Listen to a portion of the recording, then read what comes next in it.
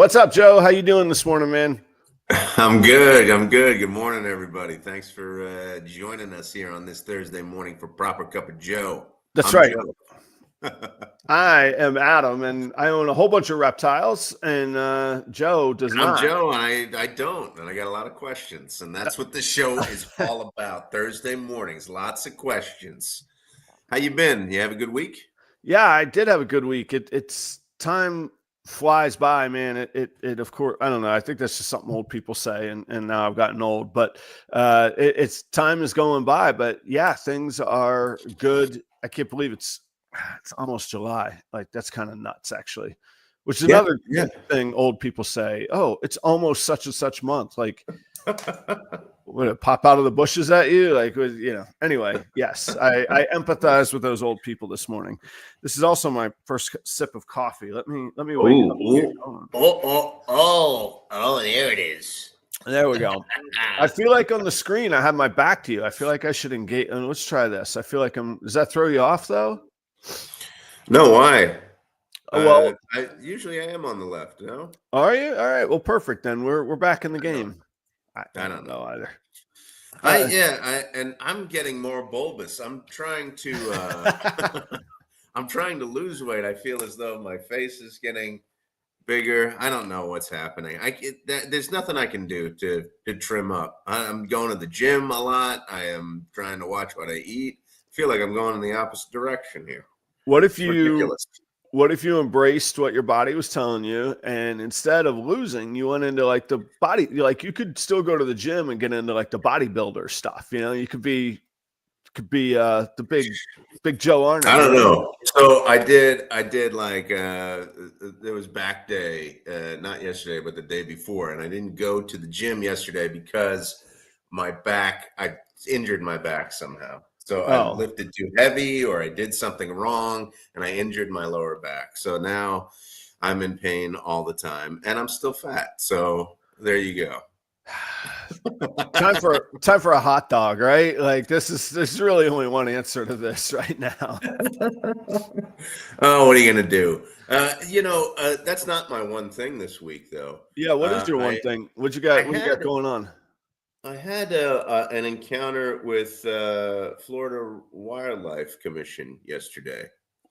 FWC, the real deal. FWC, yes, the real deal. Wait a second. Were they like, we hear you're associated with this guy? No, actually, I called them because it doesn't have anything to do with the show. Now you're associating with I'm not going to call him. I didn't know what to do. I should have called you probably. But I'm excited. I'm intrigued.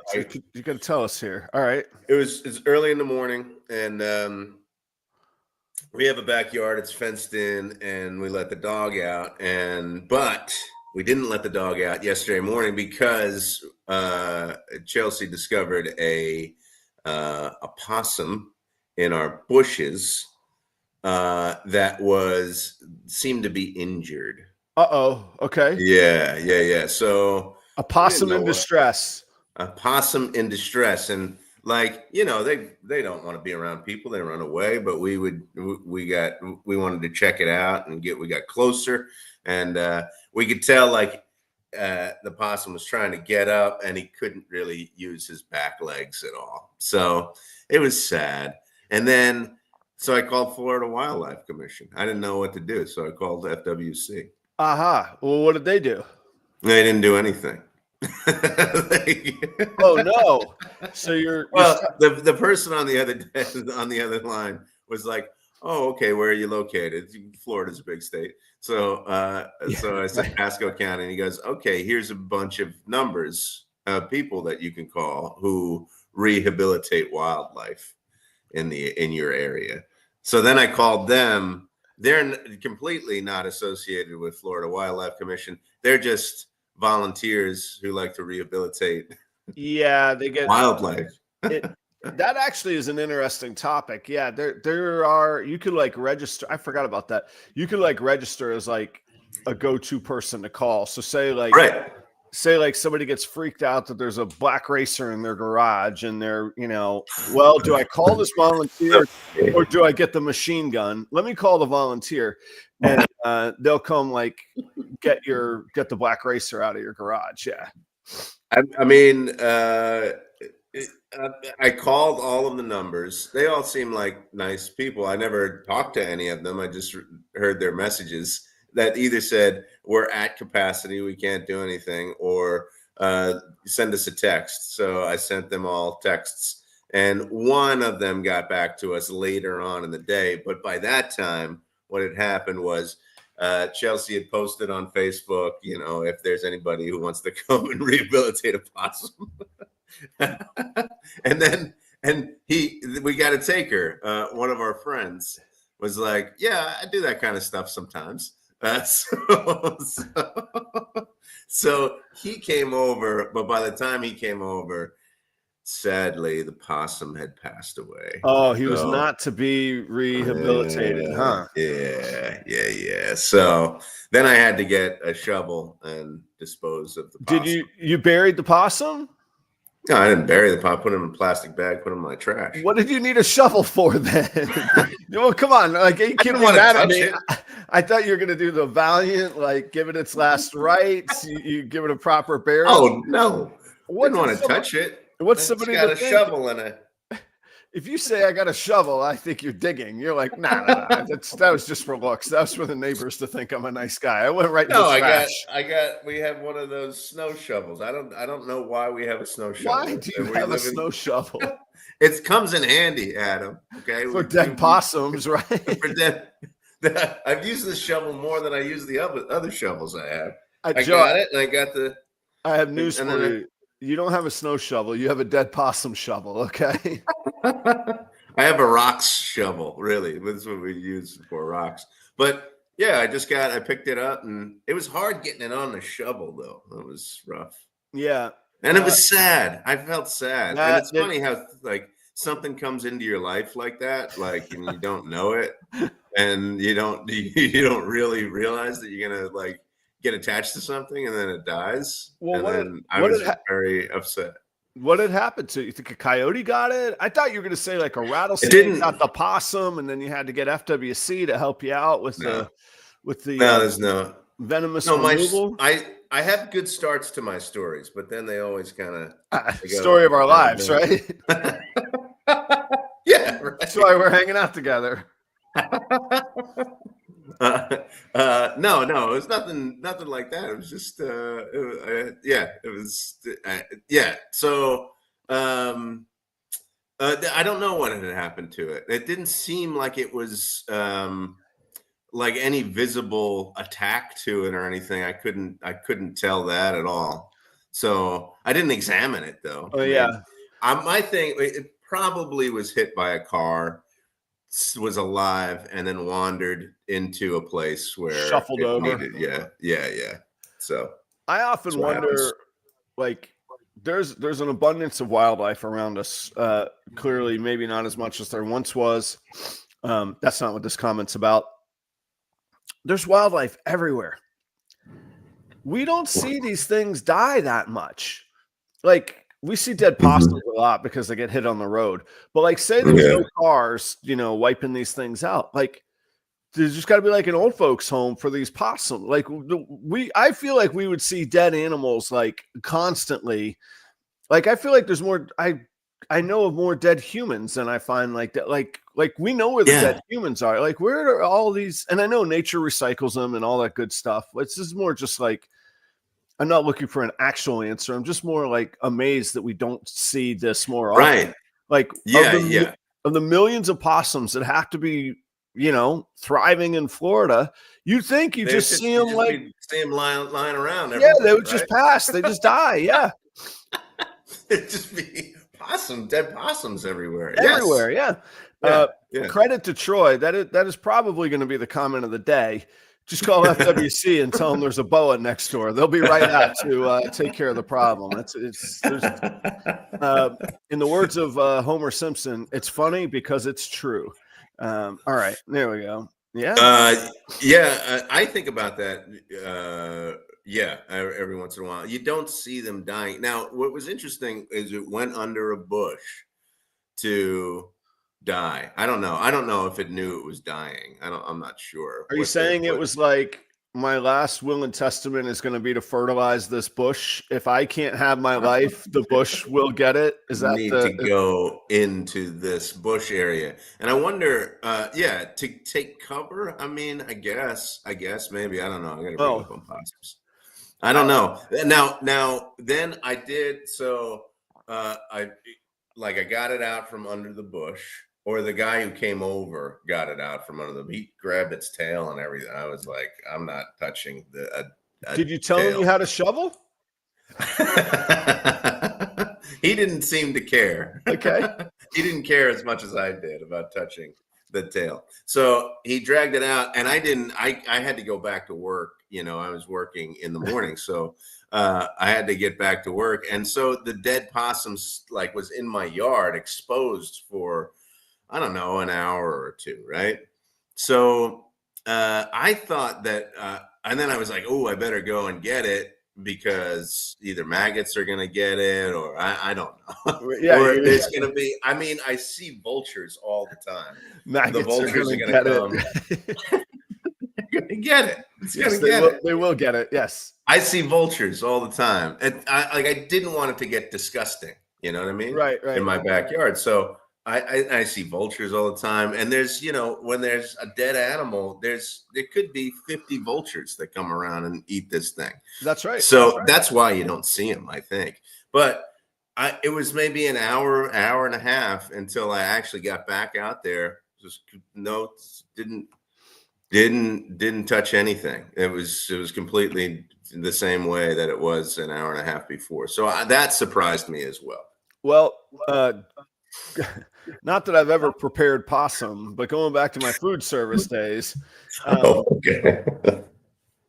From a health standpoint of bacterial development, et cetera, you have 4 hours that really food can be largely unregulated before it's considered to be spoiling. So, okay. Excuse me, I have some sniffles this morning, but say on buffets and whatnot, 4 hours is the temperature that food can be out before it needs to be disposed of, because it's generating unhealthy bacteria. And that bacteria would come because it wants to eat the dead food. Is that all foods? Well, no, there is some special. There are some special arrangements, but largely, yeah. And it's state by state,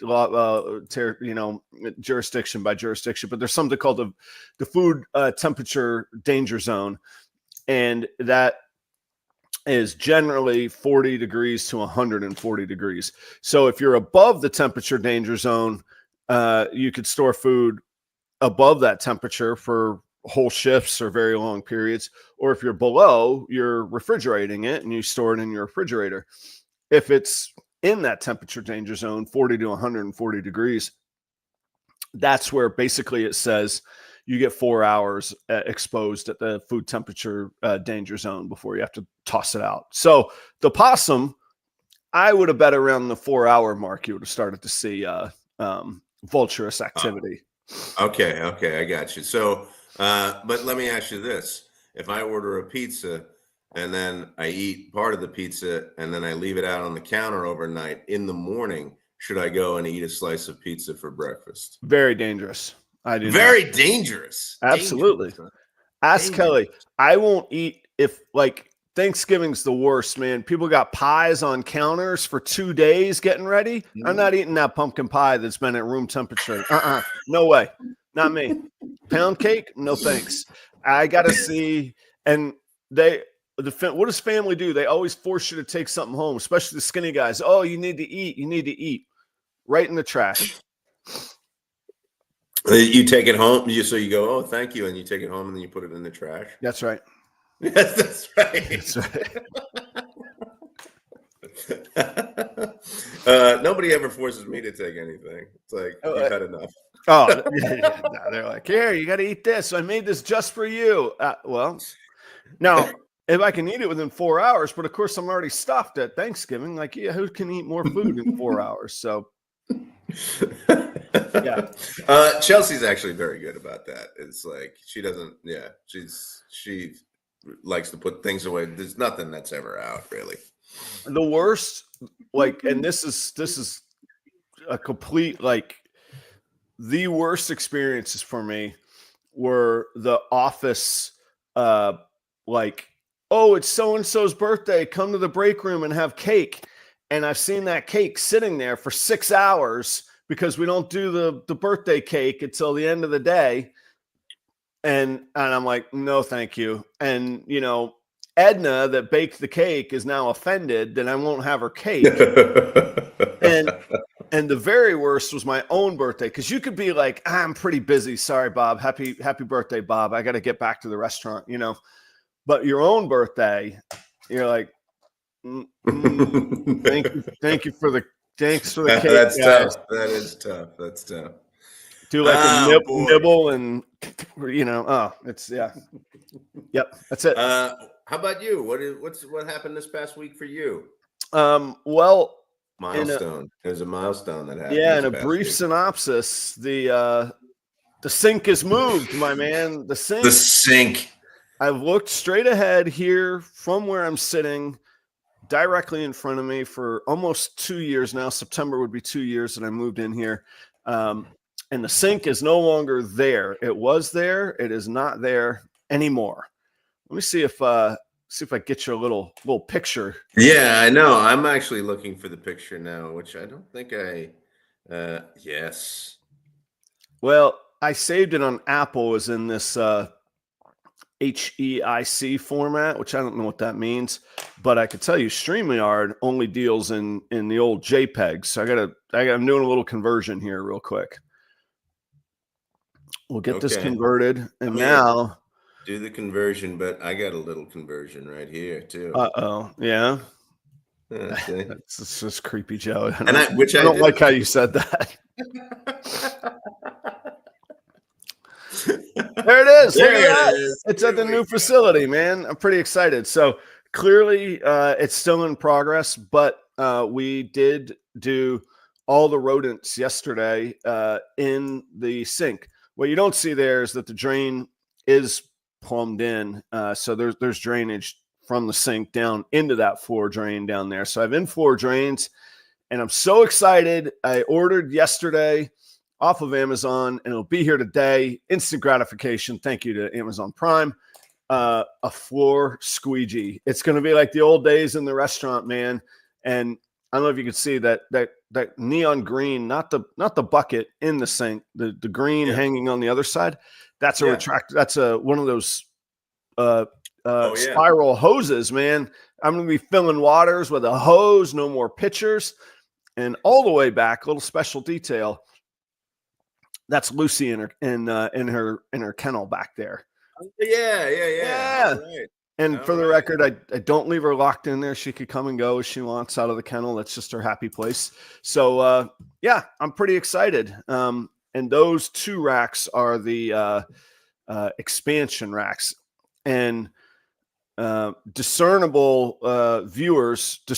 viewers will notice that breeder rack. That's a Freedom breeder. The ARS size is 55, but it's 12 high. The typical one is 10 high. That's 12 high, and I still have storage space above the rack. So I'm dealing in some nice space there. That's an 8-foot ladder for spatial reference.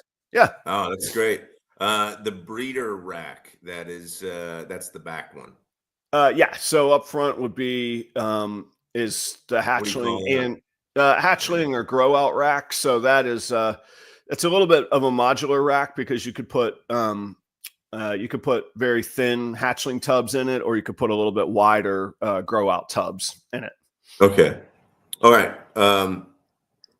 So the youngins on the first rack, the elders on the back rack.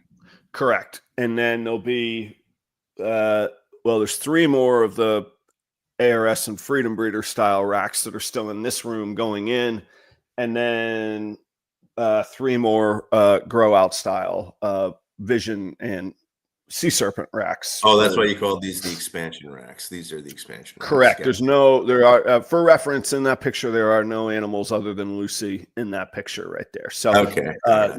nothing is populated in there yet. It will be clean and tidy. You could see the pile of pipes on the floor that did become the floor drain, also in the foreground. So it'll be tidied up. This isn't exactly the glamour shot unveiling of the facility, but so this is this is a big milestone. Is your sink, and yeah. you're proud of your sink, and I'm proud of your sink. I look at that. That's a great sink. Look at that thing. There's so much you can do in it. Now, how are you handling not having a sink in your operating facility at the moment? I hate it. I'm about to go install a hose spigot onto these water intake lines. It's terrible here. Even getting water to my animals here now requires me to go to the bathroom faucet, which my pitcher does not fit under the bathroom faucet. So I have to use a tub that fits under the faucet, fill the tub with water, pour the tub into the pitcher so that I can pour the water into the water cups. This is going to so go away. Yeah.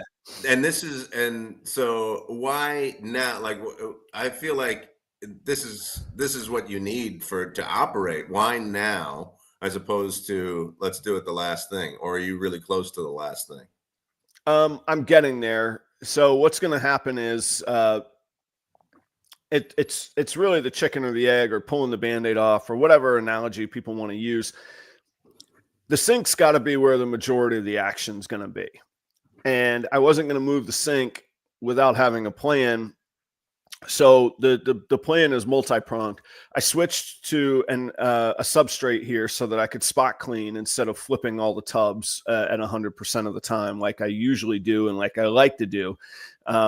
So now I'm using Aspen and I spot clean, which means, Joe, if say an animal poops, I grab a piece of paper towel, I reach in, I grab the poop.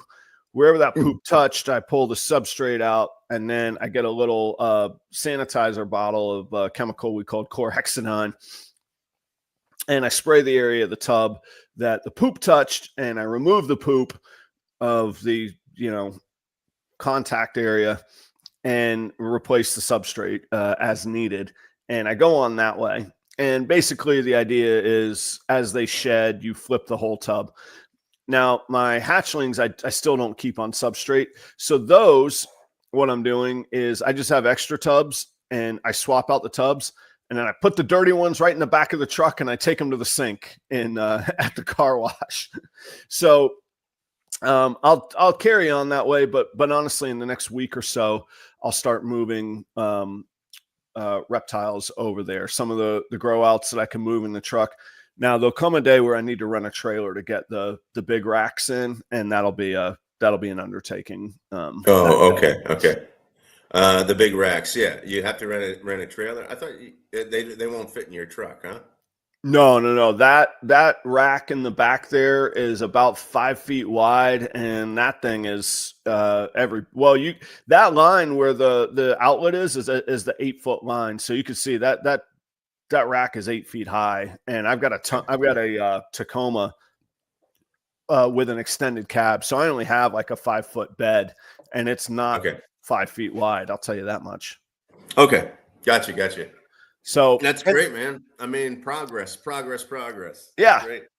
And what you don't see in the picture here is that the expansion of the rodent facility is well underway. The ASFs are producing. I was able to wash all of their tubs yesterday when we flipped the room. Man, we did top to bottom, cleaned, sorted, fed, cleaned up, organized, and water lines bled, all under 3 hours yesterday. Incredible, man. It was great. That's great. How long does it usually take you? In the old facility, now Perry usually did the rodents in the old facility, but that was a 5-hour and that was great. Spraying and hand washing with paper towels, man. So this is a cleaner solution, and it's faster. That's great. Yeah. That's awesome. That's great. Right. So in next few weeks, probably, right? Oh, definitely. Yeah, because Yeah. to your point, I'm just banging my head against the wall down here now with no sink. Like this It's is madness. probably, yeah, it's probably like a good motivator. Not that you need motivation, but it's probably a good motivator to be like, no, this needs to happen now. Yeah, That we've got to get it moving. yeah, let's get this done, get it on with because excuse me. Yeah, when I'm making up an efficiency there, I'm losing back here at the house and driving back and forth between two facilities. This is craziness. I gotta get going. So one thing I didn't think of, well, I did think of because I did it, I ordered it, but timing it might slow me down just a hair is uh I gotta bag all my snakes, and I don't have hundreds of snake bags. I have a handful for shows, but I have like 50, but not hundreds. So I've Yeah. ordered a whole lot of snake bags so that I could bag up the snakes and start transporting them. The other thing, oh, look who shows up. You wear a shirt. Matt says, good morning. Good morning, Matt. Hope you and the family are well. Hope you're surviving the zombie era of being a new dad. Congratulations. Yes, congrats, man. And then the last but not least, which you don't see in the picture as well, is right above that outlet on the wall. There is now a security camera. There's one at the front, inside at the front entrance. If you open the door, you're going to be on that camera. Then there'll be a camera where the snakes are. Should I ever be, have a customer in the shop, or God forbid I get broken into or whatever, that camera will be there. And then there's a camera on the very, very front of the building, like a Ring doorbell camera. Mm-hmm. And I learned a tough lesson this week. The exterior of that wall is a sheet metal building. Okay. And the two contacts of a Ring camera are not not submerged. What's the word? Sunk. They're not sunk far enough. And those two contacts where the electrical supply connects, touched the metal wall and fried my transformer. Fried your transformer? Yeah, well, I mean, that sounds dramatic. Not the big green box in the lawn. I'm talking the little thing that you plug into the wall. Yeah, it shorted out the transformer because the doorbell doesn't use the 110 volt. You have to have a transformer to, you got to bring it down to, I think it's either 12 or 18 volt. And so you need that transformer. Fried it right up. So I'm going to get an electrical box that I mount the camera into so that it's insulated from the metal outdoor. Yeah. Yeah. Got you. And gotcha. Those little things, when you start to do stuff like that, and then just these little things crop up. And sometimes there are things like that where you go, okay, I got to wait and like do this later. But then there's some things that just kind of crop up and you go, I can't move forward without fixing this stuff. Yeah. And like, I'm not, until the full right system is installed, I'm not moving reptiles in there. So, yeah, right. So I got a new transformer arriving today with the 4 squeegee. And then tomorrow I will install it. And yeah, I might, as you can see, there's a fair amount of cleaning and organization I still have to get done there, but I might start moving in my hatchlings that are eating live because the rodents are there. I'll start moving first, and the holdbacks that eat live, I'll start moving first. At some point, I got to move the freezer over there for frozen rodents, all that stuff. Oh yeah.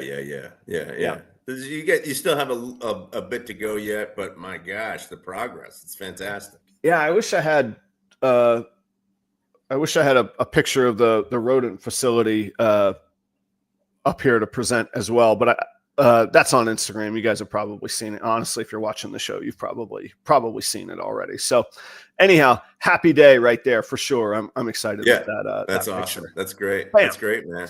Yeah. And there are some folks that we should recognize as keeping the lights on here for us. We definitely should. We should talk about Sundog Serpents first. They're good people. They're here in the audience. They're hanging out. Sarah's fantastic all the time. Yes. I don't even know what Sarah's laughing about, but there she's laughing, having a good old time at 8:01 Eastern. If you are working with Clown TSK project. Check out Sundog Serpents and what they have going on. Sarah and Josh are breeders in Orlando, Florida. Worked with me for a long time, and as like business associates, not worked for me. Like they've helped me. I've done business with them. They've done business with me. You might have seen them on Billy Rose. I could believe it. Mutation Creations Patreon spotlight. They got to do a show with Billy. Pretty cool. That's out there right now. You could go check them out and learn what they're all about. So go check out Sundog Serpents. That's Sarah and Josh. I appreciate you guys very, very much. I actually have to give you a call. I'm about to explain why, but I think I got a little space in another spot for you, so we'll talk soon. But I hope that they're doing well. Cold-Blooded Cafe, you just heard me talk about frozen rodents. Those are the frozen rodents that I use. I was a customer before I ever did business with them, and now this fall will be 3 years I've been in business with Cold-Blooded Cafe. So it's still the same great product, amazing product from them. Clean, fresh rodents to your door. Proper 11 now gets you free shipping on orders over $200. Forever. It's not a one-time code. Just let it rip. You can, every time you order, spend $200. You're going to get free shipping with that code. Last but not least is Husbandry Pro. That's how I keep everything organized. All my data, multi-generational data. Somebody just messaged me, when was the last time this animal ate that they just bought from me? Boom, I could pull it up in Husbandry Pro, send it over to them, tell them what they ate, when they ate, all that good information. So check out Husbandry Pro. You can use the promo code. Get yourself a 60-day free trial.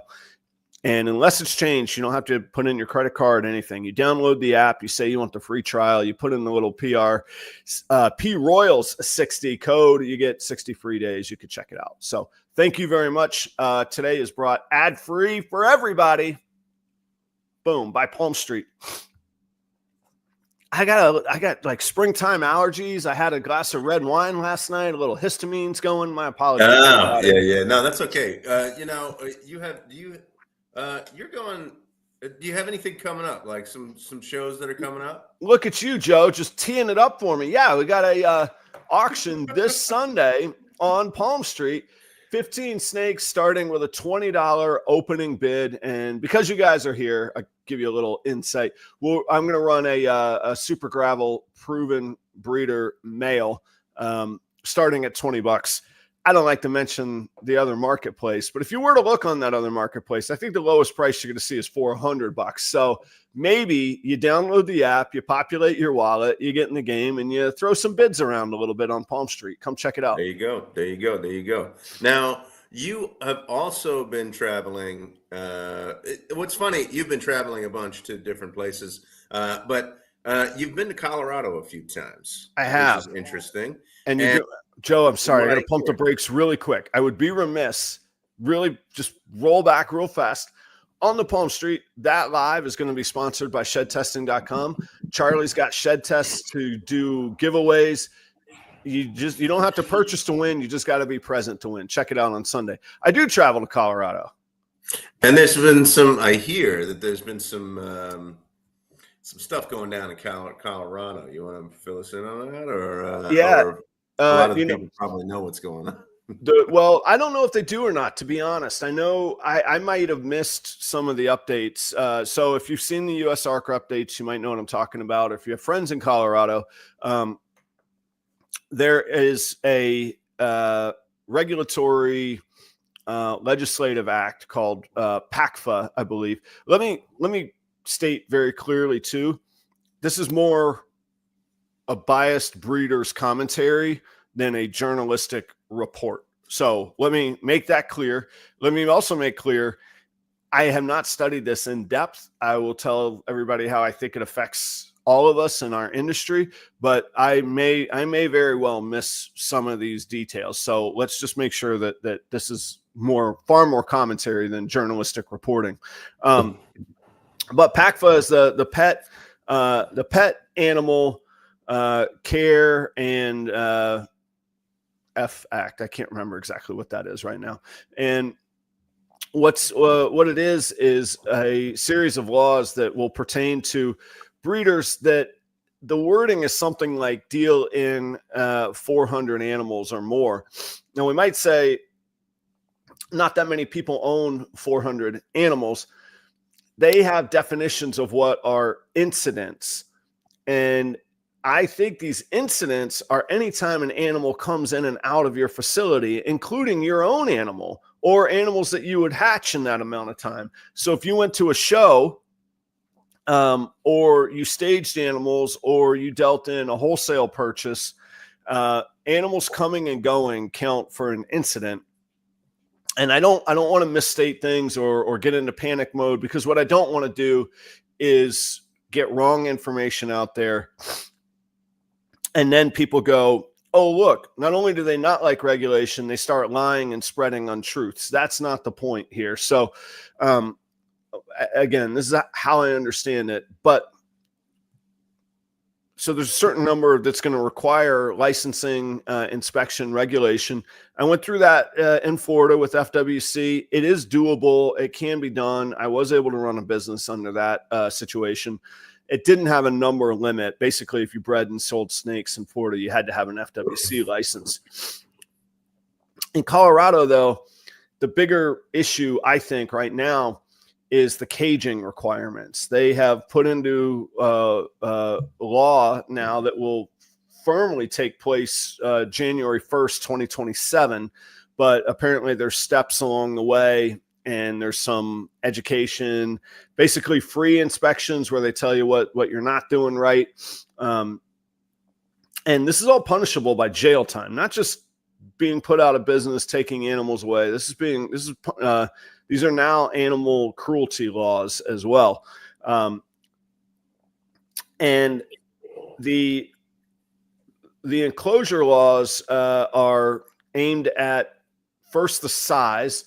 They say that every animal has to be able to stretch fully out. So with no regard for species variation, no regard for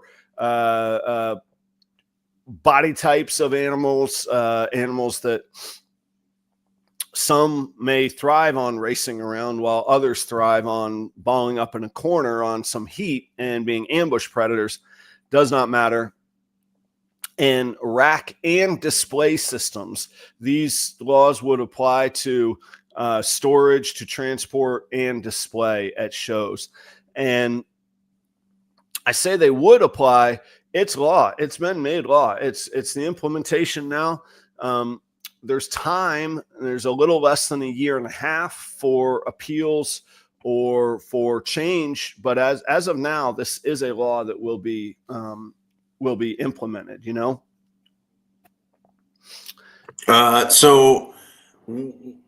Okay, so let's back it up. So there are, so you need to be licensed, right? Right.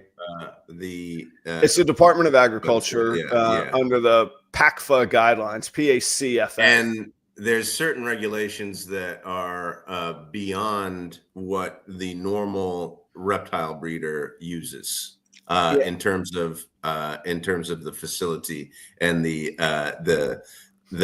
enclosures.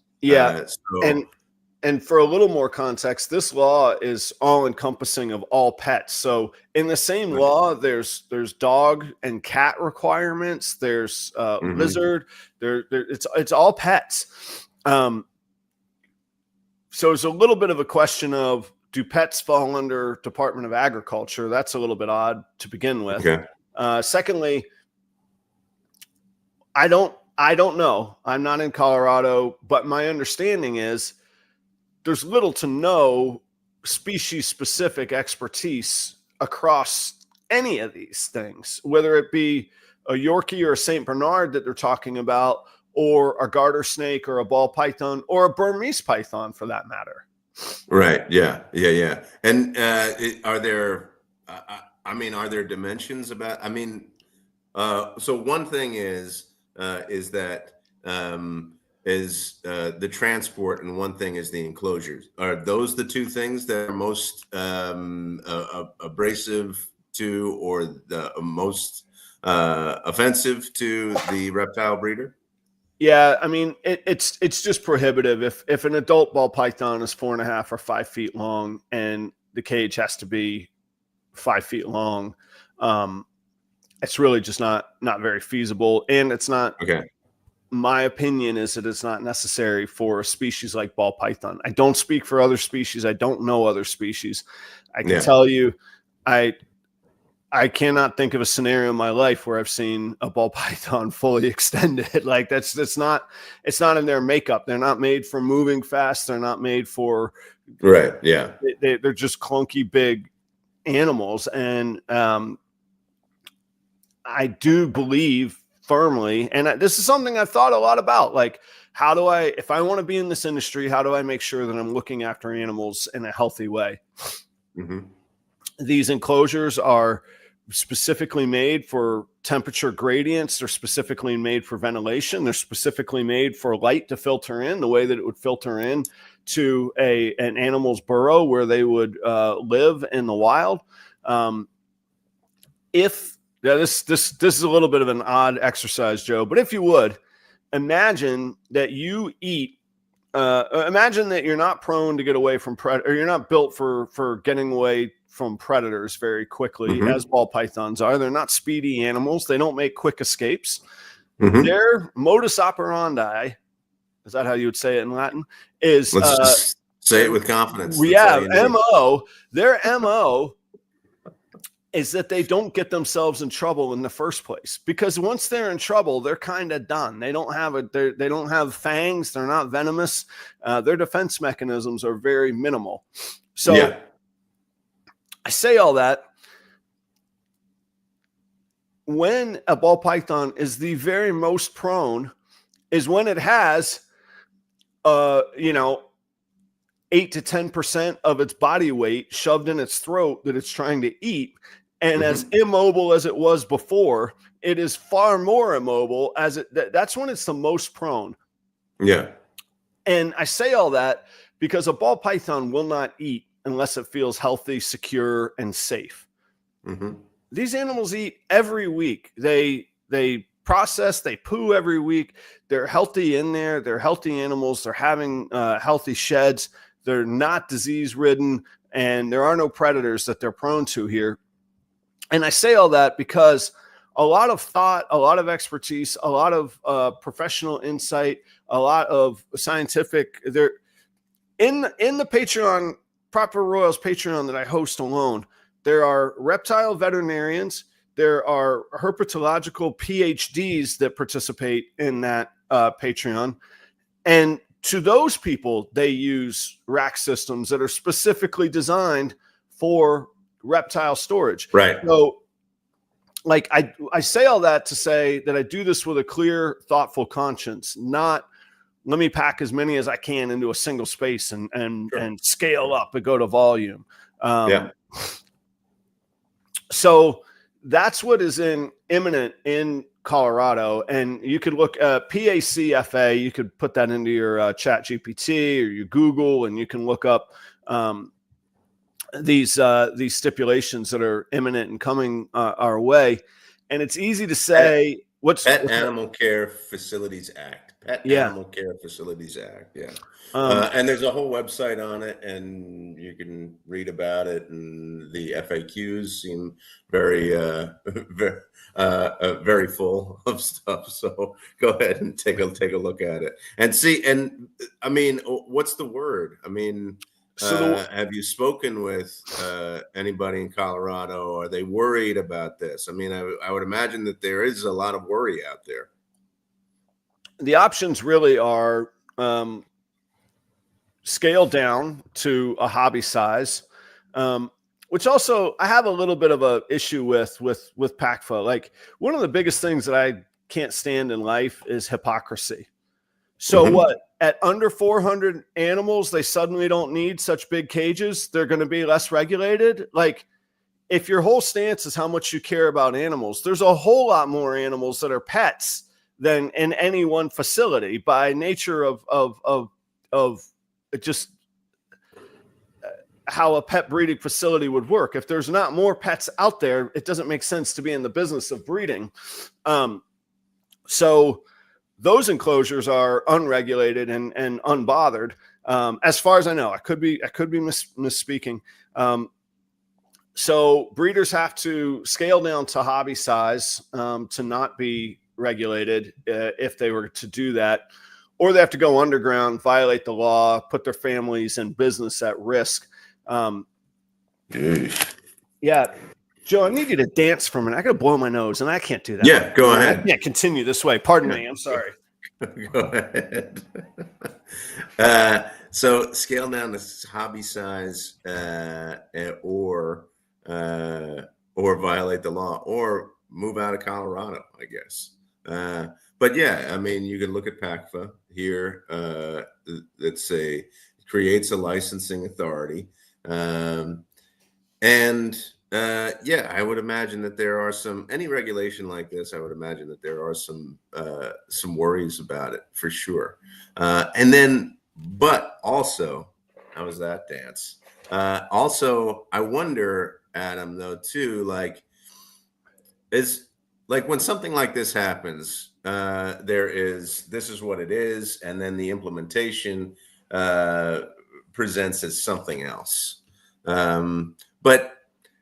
So I think, but you don't think that there might be an overreaction to this kind of thing? There could be, and legally things take time. There could be a last second appeal that prohibits the implementation. Mm-hmm.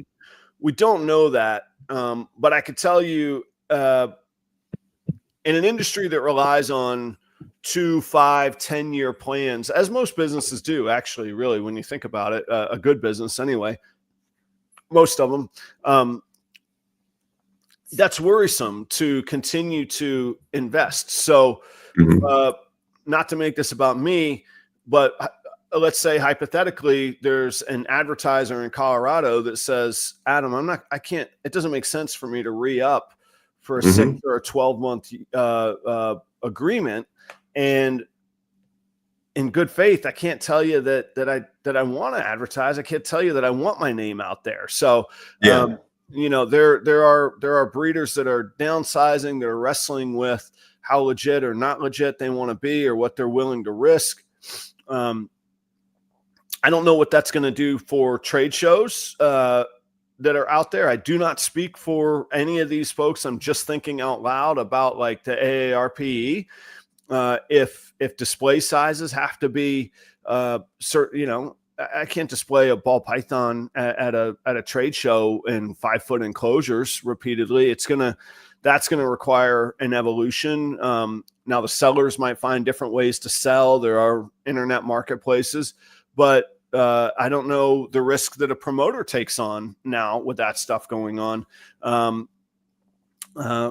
Tyson's exactly right. The support of USARK is what is so important. I know. I've been told there's a conference call with the USARK lawyers, Phil Goss, I believe his name, and Colorado breeders. So if you're affected by this and you want to join that, I would get in touch with USARK.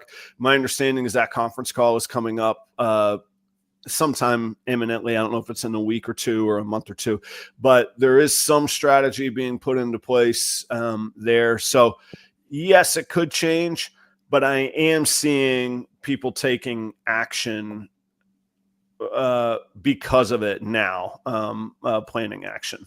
So let me ask, I mean, you mentioned, if you are affected by this, obviously people are going to be directly affected by this, but to your point, this is an industry where we're all connected across the country, and it's not like your supporters, or just the people who are on our stream right now, on our chat right now. It completely disparate places across the country. Sometimes we get them across the world. That's right. So this affects everybody. Well, whether you're in Colorado or not. Yeah, it's potential customers in Colorado. It's Cold-Blooded Cafe is not going to ship as many rodents to Colorado. Yeah. Charlie's not going to get as many shed tests from Colorado. All of those things. Our buyers on Morph Market aren't going to be as prevalent. I know. And it's also, yeah, it's also how states work too, there's sometimes it's like a domino, so That's well, right. we did this in our state, Yeah, we liked this this is here. You becoming a should try it yeah, there. right, Yeah. right. Yep. Now I also wonder about the intention of this. Like, what is the intention, and is the intention virtuous? Is the intention of this kind of thing protection, and the downfall of it, or the negative side of it, is just ignorance? Or is there something more, like, we don't want breeders in our in our state? Like, what do you think the intention is here? All right. This is total opinion, total speculation, slightly hot take ish. I think that the intention is that I think that Colorado has said we just don't want this industry, the pet industry as a whole. I think they said we're not interested in that. This is, again, my speculation. I think pets and animals in general become an easy win for politicians that can't get other stuff done that might be more pressing. I don't live in Colorado. Maybe everything is going so well there that this is the biggest, most pressing issue at the time. I don't know that. But the way that the legislation is created and worded for all pets under one big bill, very little specialization, very little and no species consideration. It seems like this moral victory that we're gonna clean something up and we're gonna wipe it out kind of deal, and get your pets from somewhere else. Let somebody else deal with it. Right. And that's the tough part of regulation, right? Is like, It is. I mean, I'm not completely anti-regulation. I think Right. That's the thing. Like, I don't want. There are bad players in this industry that I don't want there, that I would not mind regulation that ensured they did not behave that way. You can't. You can't not clean your animals on a regular basis. You can't have them for a long period of time sitting in their own poo. They can't not have fresh water. We get that. That's no problem. Joe, here's my big point. My big thing, and why it really stings me and why I think it's hypocritical. I said to myself, Colorado's known for some pretty good agriculture. They're known for their lamb. Colorado and Australia, the two big lamb producers of the world. They have a lot of farmers there. There's a lot of livestock. None of this regulation applies to that. Not one bit. So we care about these certain animals, but you can herd the others however you want, cram them in however you want. Turkey chicken farms, and it's not how there are regulations on that, but not to the size in this. And very specifically, it's been tried to be implemented before, and the legal lobbies of the agriculture and the farmers managed to get a stop and to get these things legally stopped. And I'm no lawyer. I certainly don't have the money to fight this. But as a group, we have pretty good lawyers. As a group, we have money to fight this. That seems to me to be the angle. If it's regulated by the Department of Agriculture, and the Department of Agriculture says, well, if it's a cow or a lamb, we care a lot less about it. Why do you care differently about the cow or the lamb than you do my ball python? Especially when you don't have the expertise, the insight that us breeders do. That's the last thing that you said there is the most convincing point. And I think that's what we're saying about regulation. Regulation, I think, is necessary in some cases. But I think a lot of regulation goes, okay, here's the regulation, and it applies to these areas, so it's either evenly applied with no expertise, or it's unevenly applied, right? And we're going to exclude these folks, and we're going to include these folks.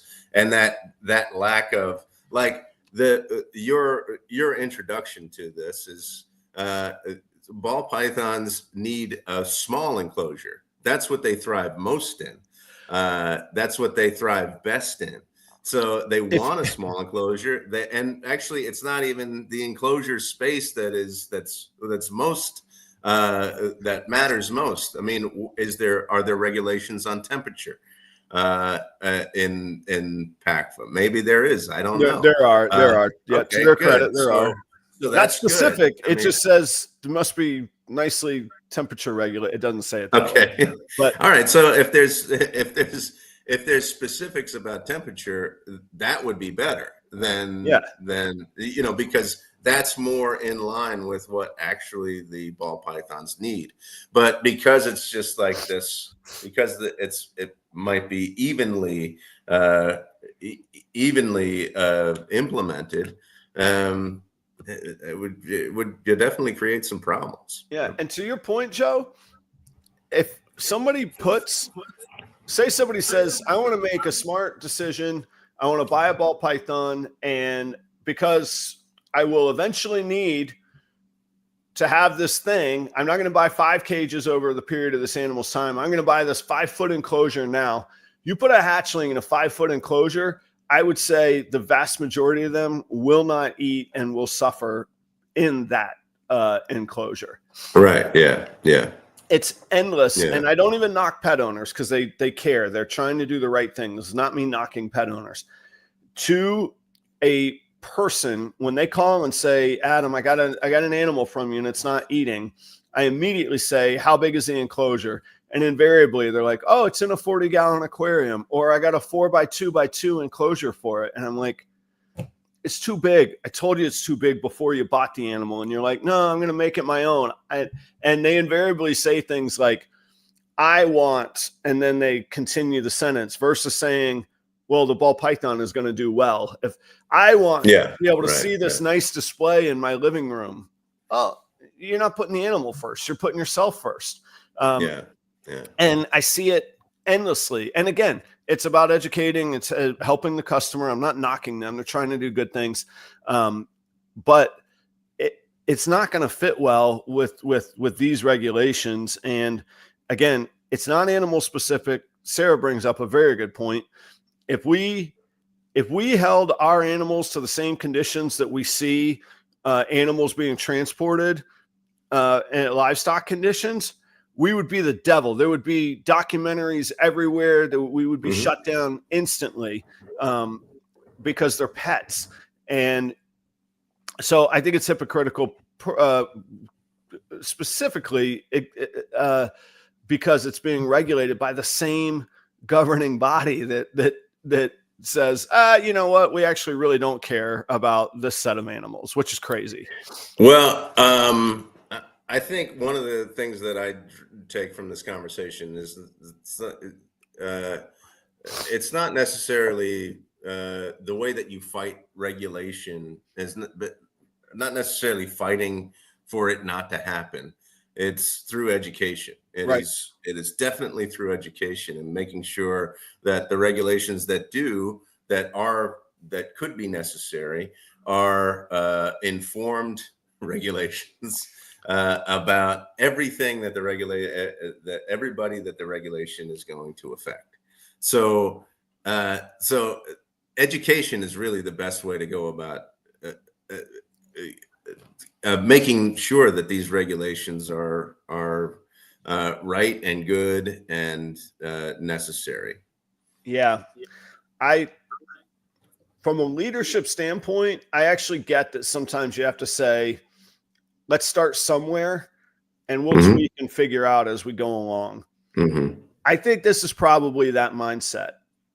The problem is it's going to cost livelihoods. It's going to cost people's industries.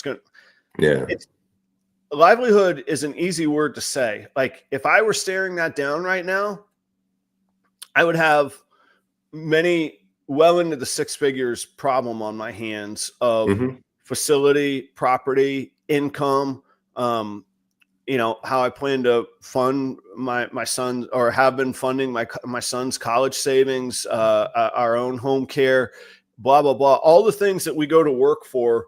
That's what, not only this would threaten that I would have to if it were posed to me as an imminent change, that I couldn't risk my family. It's one thing to say, I'm the lone wolf. I'll go underground. I'll fight this. I'll just vend in a different state and they'll never know me. Yeah. I can't do that. That's not the case with me. And I would not, if I were in that situation, I would not be able to wait and delay and hope that an answer came, on the eve of January 1st, 2027. Yeah. That's Troy makes a good point. Troy makes a good point here. I mean, that the people who have the resources to not be regulated at all are going to do that. And this is going to affect people who do not have those resources to make sure that they are not regulated. But here's the thing, in my opinion, again, I'm no lawyer, and I've certainly, I was going to say I've never been in a courtroom. I can't say that honestly. I've never argued a case in a courtroom, is what I can't say honestly. If the precedent is there, there's supposed to be equal protection and equal enforcement under the law.